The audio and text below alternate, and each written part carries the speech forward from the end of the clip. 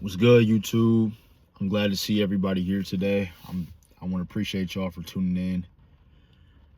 I have just recently made a big purchase in a new vehicle. I currently bought a Lexus GS350F Sport, and I came to realize that the material, me having this car, really didn't make me any more happy. Don't get me wrong, I enjoy the car. I enjoy driving it. But for me, it was really just what it took for me to get here and be able to buy a car like this. All the sacrificing, all the long nights, all the times where people doubted me, said I was cocky, arrogant, delusional, absurd, insane, you can't do that. That's really what this vehicle signifies to me. That's why it holds so much meaning and significance. And it's not so much about the car and I have this, I have that. It's just more so in order for me to buy this car, who it took for me to become in order to buy it at such a young age.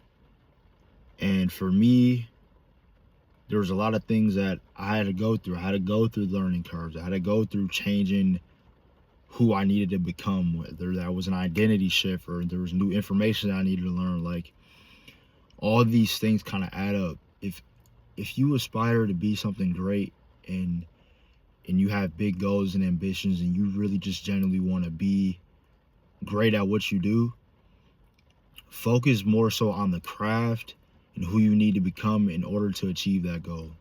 And what I mean by that is, with me being in real estate, I made sure I shook hands with the general contractors, the architects.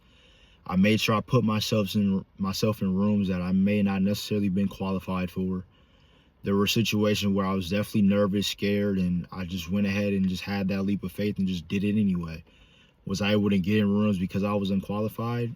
Absolutely. But the reason why I was able to get in those rooms because I was unqualified is because of my character, my attitude, my mindset, and me just feeling like I had a sense of belonging there. I may not have necessarily had the accolades or the expertise to be in that room, but I definitely did have the level of confidence, the level of the willingness to learn, and just being able to immerse myself in an environment with high-level people and just be able to pick their brain, network with them, learn more about their story, how they're able to get in the position that they're in today, and several other things too. And it's not so much necessarily about you learning about what they do personally from a work standpoint, but also to take a dive into their personal life. I know this book that I read, How to Win Friends and Influence People. People enjoy talking about themselves, and I even am a true testament to that too. Like, when people genuinely ask me questions about me, I like answering those questions because I know that I can help them live a better life. And I took that and absolutely ran with it. Like, anytime you ask people about X, Y, and Z, like their hobbies, what their hobbies are, what their interest is, keep cracking at that topic and keep asking deeper questions. Oh, why do you do that? What made you start that? Oh, when you were starting that, what were some of the issues that arose? Like, how'd you kind of overcome those challenges and adversity? Or what was the one thing that triggered you to make you do that? Was it something that your dad used to do or your brother used to do, or whatever the situation may be? Just continue to push the needle, because there's going to be a point in time where you look back and you're going to be so grateful for you putting in that time, energy, and effort in those early years, that you're able to kind of indulge in the fruits of your labor in the current moment because of all the work you put in prior years. I know I've mentioned this before, but I'll say it again. And I've been doing real estate for probably since I was, 17, 18, or I made a decision that I wanted to do real estate since I was 17, 18, and I've never looked back. I've always been growing each and every year, each and every day, learning something new, and just constantly evolving myself, just constantly stepping out of that shell and recreating myself each and every day. And sometimes it comes to a point in time where, like, you actually like who you are and actually like who you're becoming. And it's really just a matter of fine-tuning the minor tweaks. Maybe there's something you don't like about yourself, change it. Maybe it's just constantly sharpening the sword. You already have the sword. You already have the baseline. You already have the foundation. It's really just a matter of staying sharp, keeping that sword sharp, making sure that you have iron that sharpens iron. You know, you got to have the right people around you that are able to push you and kind of get you to that next level. Had a conversation with one of my friends the other day. Well, actually, no, this was today, earlier today. And he was just pretty much telling me how, like, some of the guys that we went to school with, they were getting into it. Now, I don't know what happened within that circumstance, but basically all I know is that most of the time when you are somebody that is in my shoes, you basically eat, sleep, work. And everything else is either a distraction, or B, you kind of integrate work with that. So let's say if you're going on vacation, you might be going to meet people, you might go to a club, but you might meet someone that leads to a multi-million-dollar deal, or whatever the case may be. So it's almost a sense of work-life integration. And with me and my main guy that I talk to on a daily basis, we typically just get the fucking and do shit whenever the fuck we want to.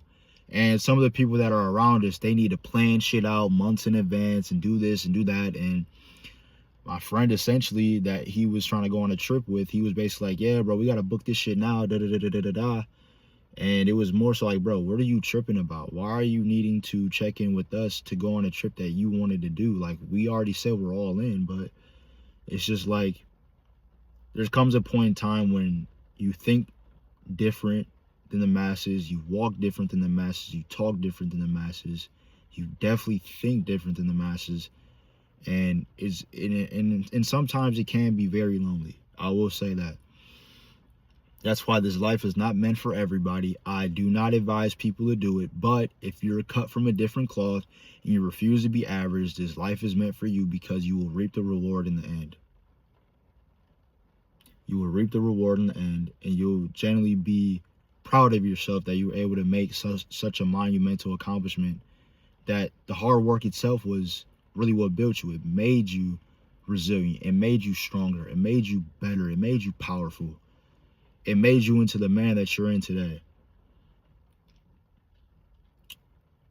And once you start to realize that you're thinking different than the people around you, you're talking different, you're walking different, you're going to have to either A, find a new friend group, or B, just start to separate yourself and kind of just enjoy your own company, because it's going to cause a lot of friction, because y'all don't think the same. And when you guys don't think the same, the problems that you think are not problems are problems to them. There's going to be a lot of conflict involved. And I know that within my experience, like, I was by myself for a lot of the time, even when I was in school. I mean, at least the beginning phases of when I knew what I wanted to do in terms of real estate. But yeah, my friends wanted to just party all the time and do all types of other shit. And I was like, I'm trying to prepare for my future, because I know these 4 years of college are going to go by quick. So let me get a head start while they're fucking off, so that once I graduate, I'll be in a very good spot. And that's why I have this car. That's why I have a great job. That's why I have the network, the robust network that I have, and just great people around me. I'll be closing on my first real estate deal in probably like end of quarter two, beginning of quarter three of this year. So I'm super excited for that. And yeah, so I got a lot of shit in the pipeline right now that I want to achieve, and I know I'm capable of doing a lot more. And honestly, a lot of this shit just comes down to baby steps, just taking one step ahead of the other one each and every day. You don't have to take 30 steps ahead each and every day. As long as you're taking one step ahead every day, that's all that matters. Just think about it. You take one step ahead every day. Everyone typically may have five, let's say, obviously, you know, like I know there's 7 days in a week. Let's say you take one step every day forward for 7 days. That's seven steps.